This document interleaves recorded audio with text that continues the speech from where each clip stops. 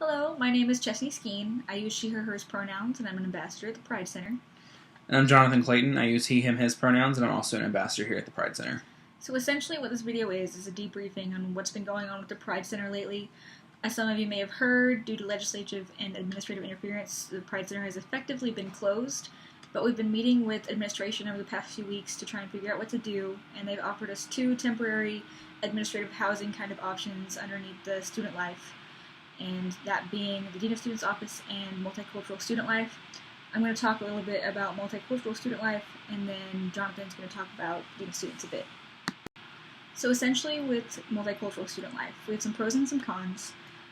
Some pros being that they represent and work with other marginalized students on campus, so they kind of get what's going on, they know the struggle, it won't be like talking to a wall or anything. They're also close to us on campus, or just across the way, so if there's an issue, we can walk right over there and get it resolved. We won't have to walk all the way across campus or make a bunch of phone calls and have nothing done. We would also be given an opportunity to form a stronger relationship with MSL by doing that.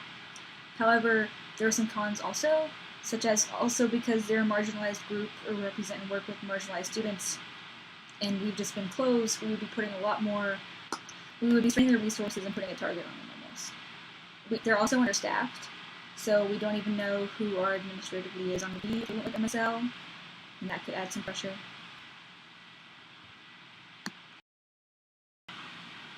And also, being Multicultural Student Life, they're not as high up in the administrative chain, so they don't have as much administrative power.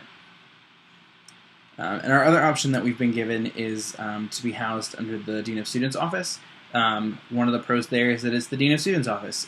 It's a little harder to target legislatively an office that pretty well everyone can agree on being an essential administrative office. We also have at least been in contact with Dr. Shivers for quite a while now, so it's somebody whose at least face we know and things like that. So that's definitely something to keep in mind, because we don't know who we'll be working with in MSL. The Dean of Students Office has proposed Dr. Danny Glassman, who is the Associate Dean of Students, to be our administrative liaison for the year.